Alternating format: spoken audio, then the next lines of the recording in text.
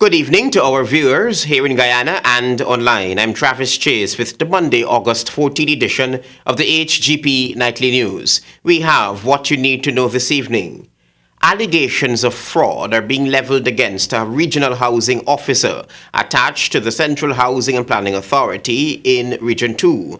The CHNPA is asking persons to be on the lookout for housing officers who may want to extort them. Hear more from Royden James. The Region 2 Pomeroon Supernam housing officer is said to be in the center of a fraud investigation. Speaking at a press briefing on Monday, Chief Executive of the Housing Authority, Mr. Leland Saul, explained that the official had allegedly sold a plot of land in the sum of $50,000 on behalf of the regional office. However, instead of issuing an official receipt to the applicant, a personal receipt was allegedly provided. Let me assure you, all cases of corruption will be thoroughly investigated, and those found wanting will be ferreted out and prosecuted to the fullest extent of the law.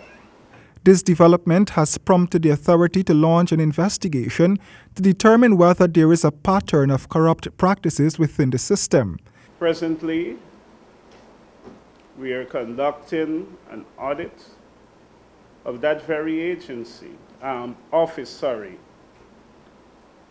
and we would ensure that our regional offices, they are closely monitored. There will be regular inspection by the Internal Audit Department of all regional offices.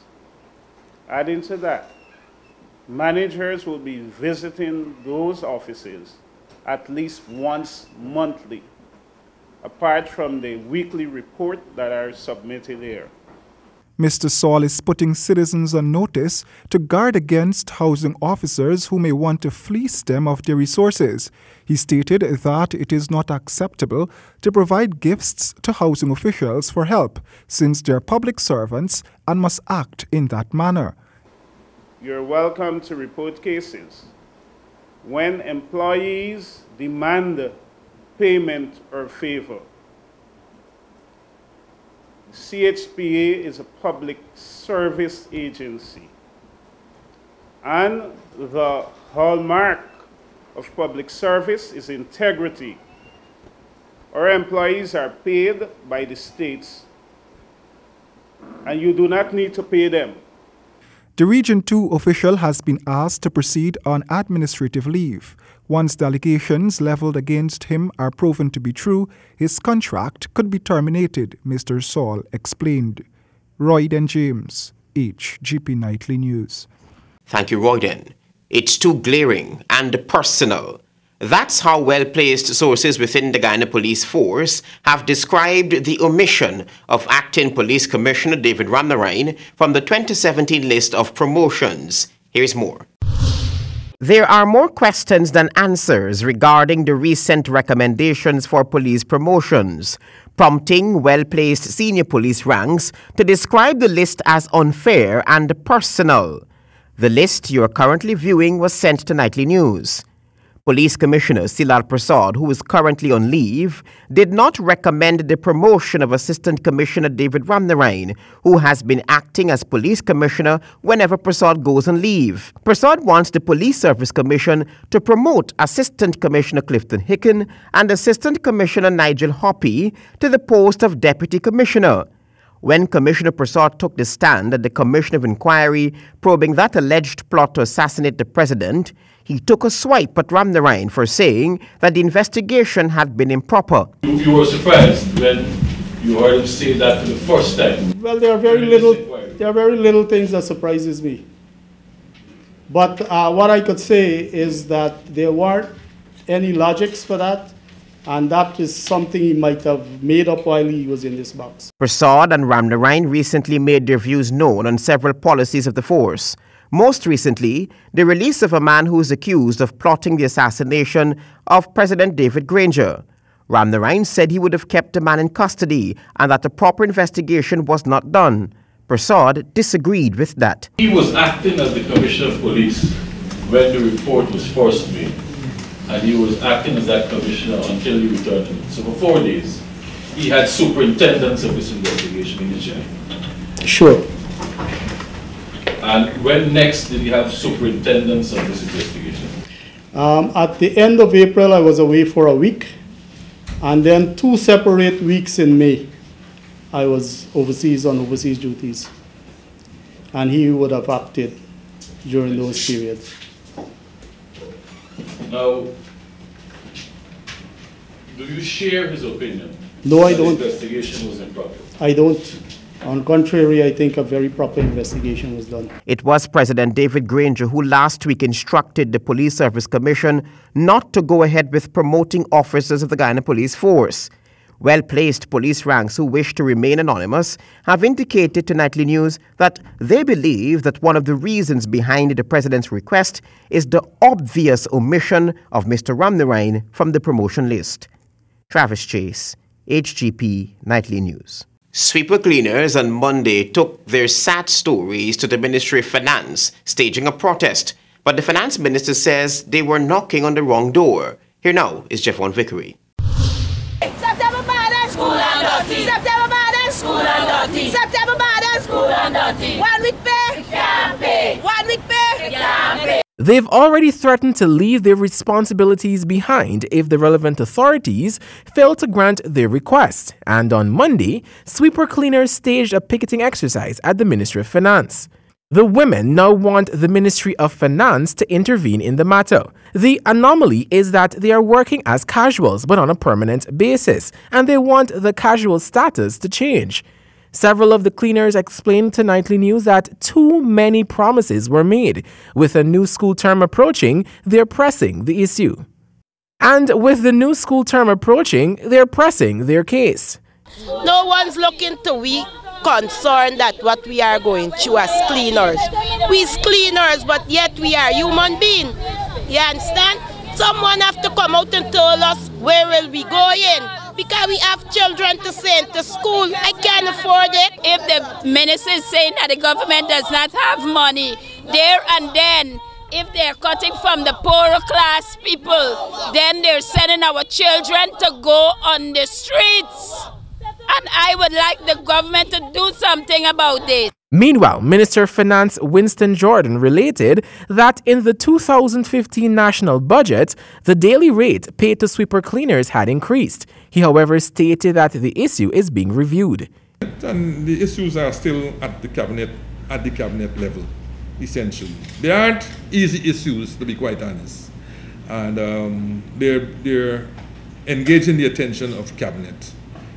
Some kind of a solution will have to be brought forward, but I don't want to prejudge or otherwise what that solution may be. I will indicate, though, that when upon accession to office, we had increased the rates substantially. The minister further noted that outside of their wages demands, those issues will be dealt with by the relevant authorities. Jeffon Vickery, HGP Nightly News. Finance Minister Winston Jordan jabs the opposition for playing with numbers with regard to the growth of the economy. Minister Jordan maintains that the economy is on the upward trajectory. More from Rodin James. Mr. Jordan on Monday restated that growth has continued in the country's economy. This view has also been expressed in the ministry's half-year report. But the finance minister's position is not the same as the opposition. In fact, the opposition is of the view that the economy is slowly eroding. But in response to that view, the finance minister expressed the belief that the opposition is playing with numbers. And Dr. Doom was predicting all kinds of gory things that will happen to the economy.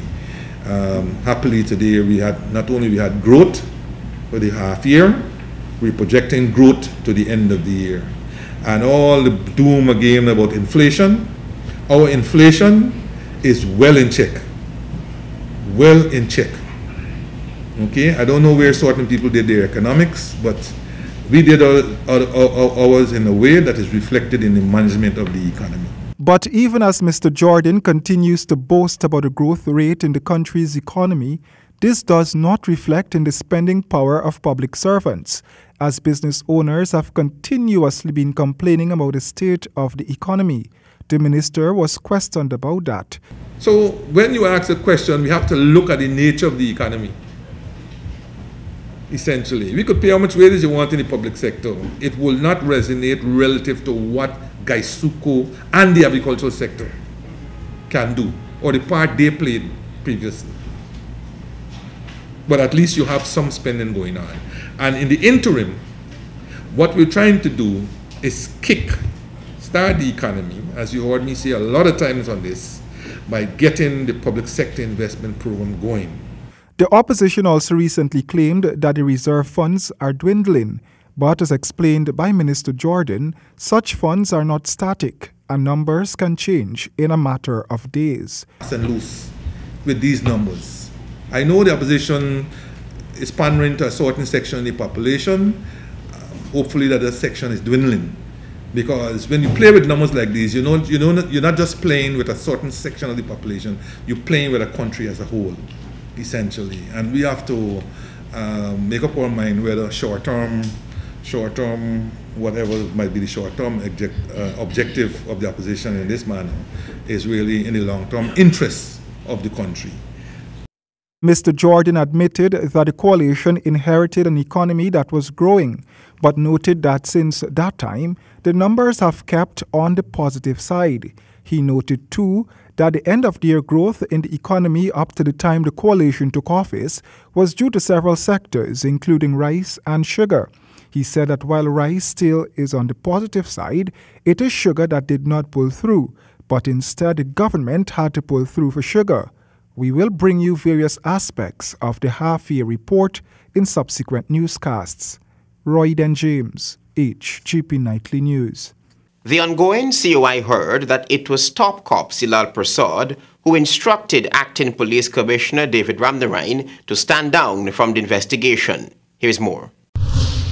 The allegation put to Acting Police Commissioner David Ramnarine by the attorney representing Police Commissioner Silal Prasad, Glenn Hanneman, that he, Ramnarine, had misled President David Granger has been rejected by Mr. Ramnarine as outrageous.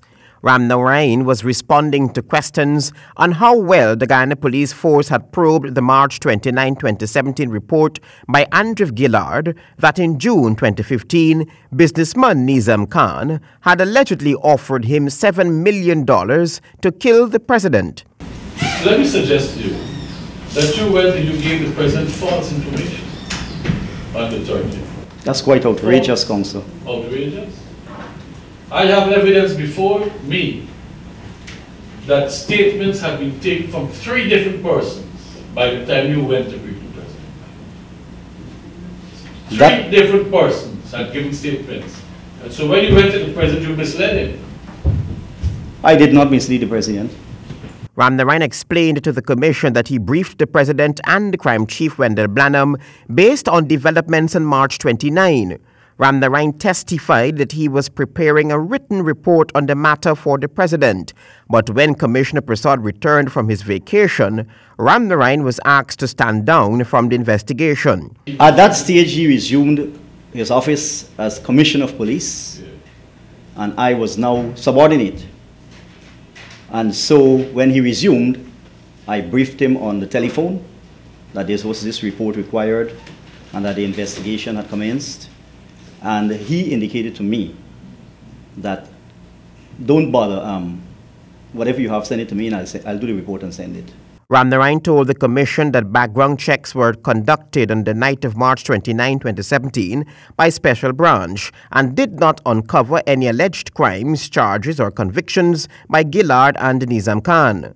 Ramnarine was responding to whether he believes that Gillard was feeding the police with false information. At this point in time, to the best of my knowledge, it has not been determined that he gave false information. You believe that that investigation is lethargic. Gillard giving false information to the police. I don't know that Gillard gave false information to the police. The inquiry continues on Wednesday. Travis Chase, HGP Nightly News. On HGP Nightly News, we tell you now that weeks after an illegal airstrip was discovered in the Rupununi, the police reported Monday that the Guyana Civil Aviation Authority has been notified of the seizure of a foreign aircraft in the North Rupununi.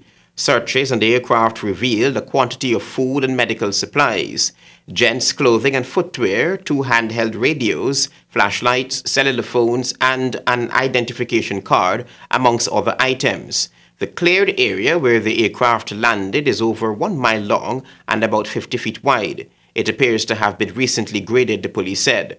Arrangements are being operationalized for a multi-agency team to be flown to that area to conduct further investigations. There are too many cases involving children that have been placed on the back burner with convictions slow in the coming, thereby delaying the rights of children's access to justice. Kristen Macklingam reports. There still appears to be procrastination as it relates to children accessing justice, and this is supported by the fact that it has taken years before convictions into cases of child rape are being made. This is according to Commissioner of the Women and Gender Equality Commission, Nicole Cole, who also sits on the Rights of the Child Commission. Justice as it relates to children appears to take so long so that you will have justice for children taking between 7 to 10 years. That, for me, is something that really boggles my mind. Ms. Cole referred to 2 conviction cases for 2017 where the gruesome acts of child sexual abuse took place years ago. She stated that justice for children should be made a priority in Guyana's judicial system. Here I bring you to the pastor who was convicted for the rape of the 6-year-old that occurred in 2007. Only got convictions in 2017, and then one that occurred 7 years ago. Only got convictions in 2017. According to Ms. Cole, access to justice for children should be expedited, especially since the young ones need closure and proper counseling to get through the ordeals they experienced at early ages. She added that when a child has to repeatedly visit a court each year for the same matter, that child will relive the incident and will not be a step closer to getting over it. Reporting for HGP Nightly News, I am Kristen Macklingam. There are innumerable interesting examples of ancient, deep and profound contributions that make up the history of Indigenous peoples in Guyana. And this is why plans are underway to have each Indigenous village document its history. Kristen Macklingam reports. The robust Indigenous factor, the Indigenous presence in the national culture is evident, but there are huge gaps that are known to exist. As a result of this, the government is not only supporting language revival, but also allocating funds to villages to support their histories, says Minister within the Ministry of Indigenous Peoples Affairs, Valerie Garrido-Lowe. Each village is receiving approximately $600,000 to start their history project because we want to document everything about a village. So when someone visits, or they must have a book we will be publishing village books or village history. Minister Garrido-Lowe explained that due to the continuing loss due to language, death, cultural diffusion, erosion, cultural intrusion, and other forms of normal cultural change, much of the Indigenous people's contributions and histories can be forgotten if steps are not taken to safeguard them. I think it's a wonderful thing that the elders are dying out and they will go with their knowledge. So although UG has something there, we have Walter Roth with documentation, but still we do not have each village history. So we're concentrating on that. It is hoped that once books are written and published, they will not only serve to preserve the history of the first peoples of Guyana, but also inform and educate others as to their contributions to Guyanese culture and way of life. Reporting for HGP Nightly News, I am Kristen Macklingam. Thank you, Kristen. The Guyana Rice Development Board has wrapped up a 4-leg outreach in East Berbice Quarantine with the aim of helping rice farmers boost production and productivity while addressing issues hindering them from putting their best foot forward. Warren James reports. A team from the Guyana Rice Development Board, headed by General Manager Alison Peters, met with rice farmers from Crabwood Creek, Les Beholden, Blackbush Polder, Lancaster, and Kanji over the weekend, when the farmers were given the opportunity to voice their concerns, among which was the pressing problem of drainage and irrigation. Since the rain started falling, Blackbush the water keep coming in the frontland trench. Now, when the water comes some places, you ride the dam. When you ride the dam, that's the area where the dam gets too bad, so it becomes impossible. So, what I'm asking, if Blackbush can stop releasing the water into all the trenches, so that the dam can dry right now. The farmers told of how neglected they felt because they're continuously affected by the badly damaged drainage and irrigation structures. The farmers also complained about the saltwater issue, which they said the authorities in Berbice are unwilling to address. Nobody knows enough to this. You could talk what you want to talk, you could beg what you want. Let's keep promising you. General Manager of the Guyana Rice Development Board has pledged her agency's full support for the rice farmers and promised that assistance will be rendered once the concerns fell within the purview of the GRDB. We don't promise that we will be able to help you in every way, but where we can, we will try to, once it's a GRDB issue, we'll try to see how best we can assist you. If it is related to one of our sister agencies, we will try to get that message over to them and to see how quickly they can help you in whatever area you have the difficulty. The outreach will continue in Regions 2, 3, and 5 in coming weeks. Royden James, HGP Nightly News. Recommendations have been made to the judiciary to allow for the use of innovative measures to have court matters addressed in the interior locations, since there is a delay in the justice system there. Kristen Macklingam reports. In light of court sessions only taking place once per quarter, the Rights of the Child Commission has recommended that there be alternative methods to address the issue of delayed justice and backlog of cases. This is according to Investigative and Research Officer of the RCC, Andre Gonzalez. We did propose to the judiciary to have this particular system set up where court can be held through. It's considered CCTV, but for those who don't understand it, it's something like Skype, where the magistrate perhaps doesn't have to leave Georgetown. And the court could be held in a centralized location, maybe Lethem, maybe Mabaruma, Port Kaituma, or the likes. So it is not impossible. Mr. Gonzalez explained that such a move may require legislative changes, but it is doable and will ease the burden of the judicial system in the hinterland communities, since there are occasions in which the quarterly court dates are not convenient for some parties. And 99% of the time, they're always either the magistrate can't make it. So even though it's 4 times, it might end up being 1 time a year. Right? Or there are situations where the attorney themselves can't make the court hearing at that time. The Investigative and Research Officer of the RCC added that such measures, once taken, will also provide relief for victims and families of victims who will not be denied their rights of having justice served in a timely manner. Reporting for HGP Nightly News, I am Kristen Macklingam. Thank you, Kristen. More than 80% of Guyana's population are not screened to determine whether cancer could bring them down. Health officials are advocating early diagnosis. More from Ayana George. PAHO WHO has determined that cancer is the leading cause of death in the Americas and the Caribbean, and the low rate at which Guyanese seek screening for cancer is becoming a bothersome issue for the health sector. According to PAHO WHO country representative Dr. William Adukro, it's time for a change. The people who present usually present very late.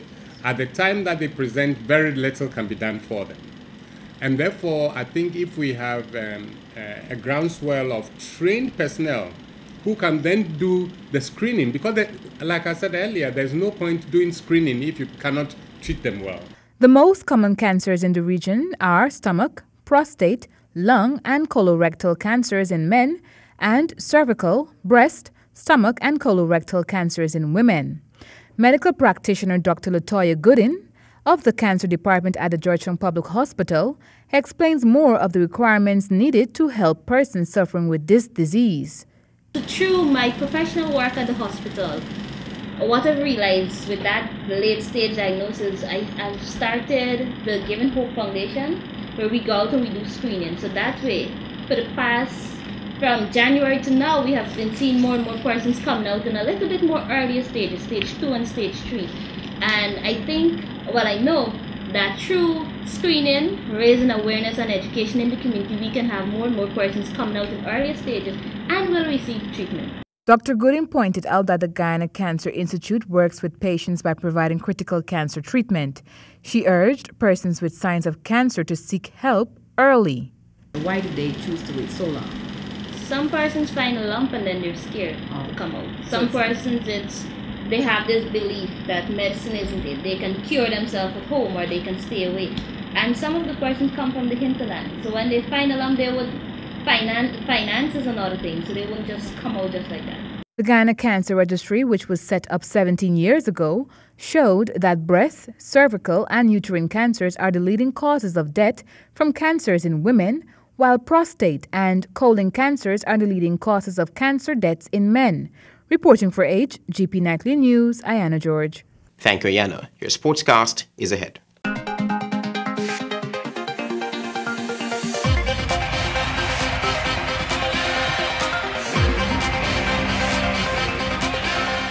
Good evening. I'm Stanford Howard with the AGP Sportscast. We tell you in football, the CONCACAF Women Under-17 qualifiers on Friday between Barbados and Cuba ended 0-0. And on Sunday, in the final game for the group stage, Cuba demolished the Lady Jags 8-0 to advance to the next round. Here are the details. Cuba, who drew against Barbados 0-0, needed to win against Guyana by 4 clear goals to advance to the next round after the Bajans had enjoyed a 5-1 win over the Lady Jags in the group opener on Wednesday last. The Cubans' game plan was evident from the start of the game: score a lot of goals. And it was Sacramento who opened the account when she scored a free kick that stunned Guyana injured Armada in the 24th minute.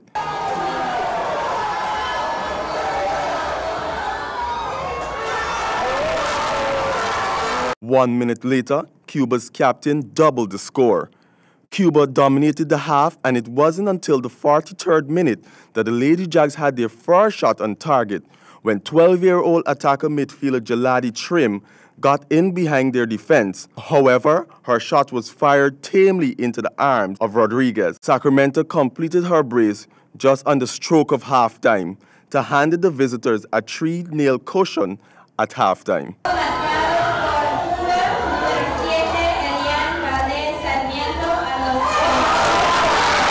Alada Tamo didn't start the game for Cuba, but she was substituted into the game for the second half, replacing an out-of-sorts Gunga Zan, where the Cubans needed at least one more goal to qualify for the next round. Tamo played aggressive, with eyes only for goal, bombarding Lady Jags goalkeeper Indra with a flurry of shots. Shortly after, Guyana had their second and final shot on target in the 54th minute when Jaladi Trim got in behind Cuba's defense once again.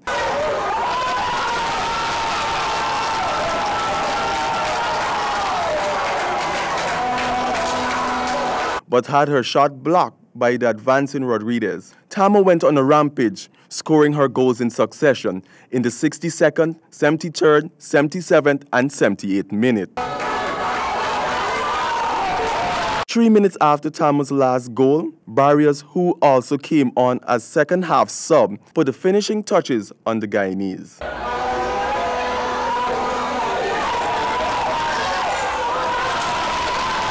At the post-match presser, Guyana coach Aquila Costello spoke glowingly of the team's effort throughout the tournament. We expected, right? We didn't expect anything different, but the girls still did their best, and the end result, it is what it is, right? We don't regret anything. We're happy that we made it throughout both of the games without any severe injuries and so forth, and we will just move forward from this the best way we can. Young Lady Jags Trim humbly stated, Push our body a little bit more. We would be winning for our country, but we didn't, but at least we tried for our country. But once we continue, we will make our country happy, or proud of us. The Guyana Amazon Warriors return to their home soil geared and ready to battle it out against the rivals at the upcoming Hero CPL match, scheduled to begin from August 17 at the Guyana National Stadium.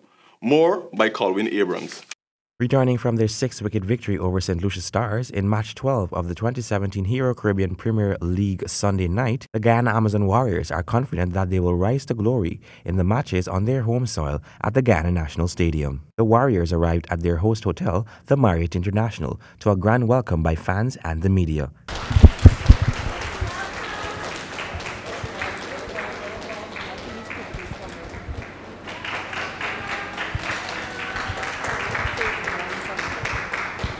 Gajnan Singh, member of the Guyana Amazon Warriors team, explained that they are intent to cross the finishing line victoriously as many times as possible. It's simple. Take it as it comes.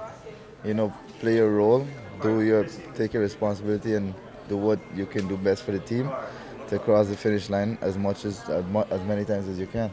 The Guyana Amazon Warriors will play 4 matches at the Guyana National Stadium against the Jamaica Tallawahs, Trinbago Knight Riders, Barbados Tridents, and St. Lucia Stars. For the HGP Sports, Colwyn Abrams. In basketball, the Georgetown Amateur Basketball Association Powerade Malta Supreme Rainforest Water First and Second Under-23 leagues continue at the Burnham Court on Saturday, when Colts triumph over the Trojans and Pacesetters defeats Nets. The Georgetown Amateur Basketball Association First, Second, and Under-23 League, which is being sponsored by the Banks DH through 3 of their brands, continue on Saturday at the Burnham Court.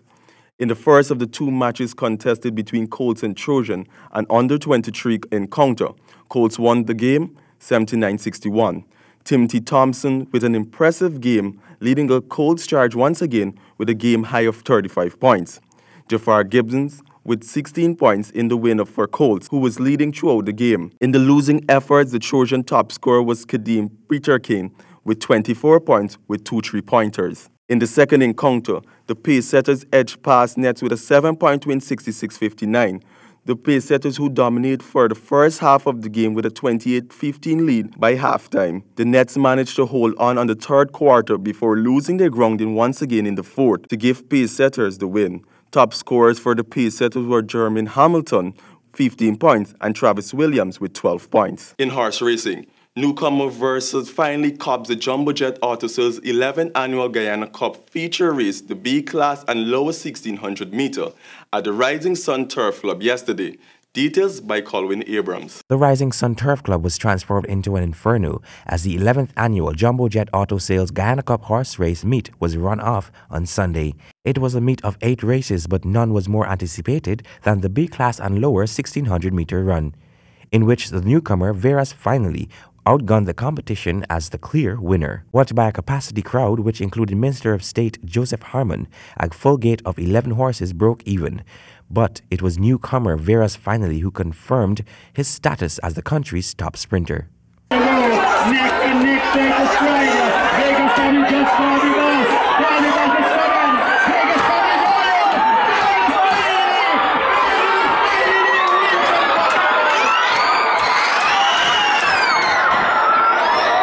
Trained by Fazil Habibullah for popular owner and champion stable Jumbo Jet Racing Stables, the newcomer was not favored to win. However, as he approached the final turn in the 1600 meters, Veras finally took the lead by passing early race leader Just Call Me Boss. Trailing Veras finally was Just Call Me Boss, It's My Choice, Golden Blue Echo, and Settling Star, respectively. Results for the other races are as follows. Race 1, 12 and lower, Miss Olympic, Party Time, Liquid Lion, and Red Jet. Race 2, L and lower, Supreme Cat, Irish Boy, Angel Eye, Little Star, and Not This Time. Race 3, E2 and lower, Release the Beast, Red Rockets, and Strom Bird. Race 4, H and 2 lower, Quiet Dance, Got to Go, and Isn't She Charming? Race 5, 3-year and Guyana bred, Stephen Dust, Fresh Dancer, Miss Olympic, King Stanley, and Born to Dance. Race 6, 2-year-old Guyana bred, The Final Line, Release the Heat, Touch Gold, and Princess Shoan. For the HGP Sports, Colwyn Abrams.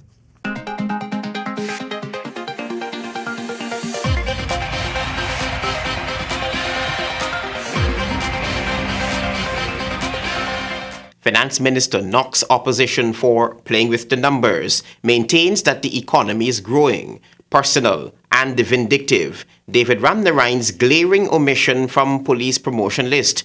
Sweeper cleaners want wages demands met. Rates were increased substantially 2015, says the Finance Minister, and illegal aircraft discovered in Region 9.